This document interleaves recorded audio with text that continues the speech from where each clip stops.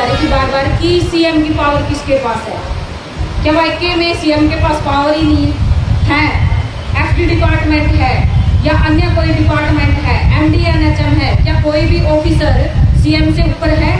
अगर सीएम उसको चाहे तो कोई भी ऑफिसर है कभी भी ट्रांसफर कर सकता है, कभी भी ऑर्डर दे सकता है कि आपने ये काम करना है तो करना है, वो उसको मना नहीं कर सकते। लेकिन फिर ये ड्रामे किस बात पे चले हुए हैं कि भाई एफडी डिपार्टमेंट ने मना कर दिया या फिर उसने मना, एमडी जी ने मना कर दिया। नहीं, सब उसके नीचे हैं, कर्मचारी हैं सभी हरियाणा के, ऑफिसर की पोस्ट पे हैं, IAS है, कोई बात नहीं, बट है तो सीएम के उसमें अंडर में। तो सीएम यदि चाहे तो 1 मिनट के अंदर वो कर सकता है, परमानेंट ऑर्डर निकलवा सकता है, और इतनी हिम्मत किसी की नहीं है कि कोई भी ऑफिसर उसको मना करे। ठीक है, वो अपनी पावर का यूज करे। अगर चाहते हैं हमारे सीएम सर या कि जितने भी कर्मचारी हैं वो वापस अपने अपने स्टेशन पे जाके ज्वाइन करें और हेल्थ सर्विसेज को थोड़ा सा इम्प्रूव करें, रुकी हुई हैं, बिल्कुल परमानेंटली रुकी हुई हैं अब तो। लेकिन चाहे गवर्नमेंट कुछ भी बताती रहे कि इसमें इम्प्रूव हो गया, उसमें इम्प्रूव हुआ, नहीं हुआ।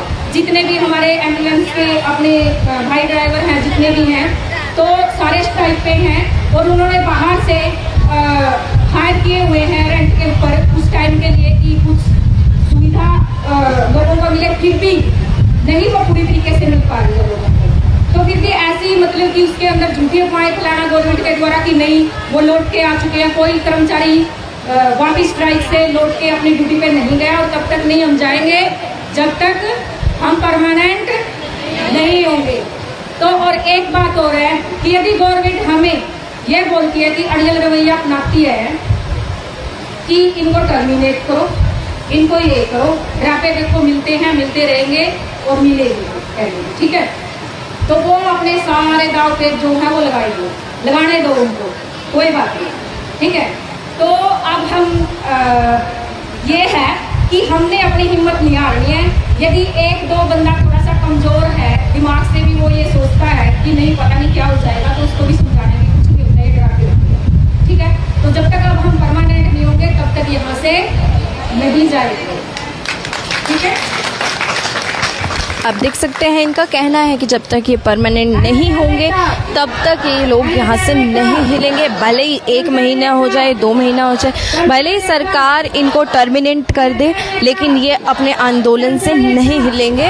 और अपनी इनका एक ही उद्देश्य है कि जो इनकी नौकरियां हैं वो पक्की की जाए। यदि गवर्नमेंट अड़ियल रवैया अपनाती है तो देखो हमारे साथ सिंगल हमारा वोट नहीं है कर्मचारी का, हमारी फैमिली में भी 8 से 10 मेंबर होते हैं, ज्वाइंट फैमिली होती है, हमारे रिश्तेदार भी है, हमारे आस पड़ोस के भी है, जहाँ से हम बिलोंग करते हैं, प्लस वो भी हमारे साथ है, वो भी हमारे दुख को समझते हैं। और दूसरा कि जितने कर्मचारी यहाँ बैठे हैं, जहाँ पे भी जिसकी पोस्टिंग है, क्या वहाँ के जो गाँव के लोग हैं वो उनके टच में नहीं है, वो उनका सम्मान भी करते हैं। और यदि ज्यादा नहीं तो कम से कम उस गाँव के 500 वोट को तो लेके डूबेंगे, और आसपास के जितने रिश्तेदार है वो है, तो कहाँ तक जाएंगे यदि कर्मचारियों की नहीं गवर्नमेंट के द्वारा सुनी जाती।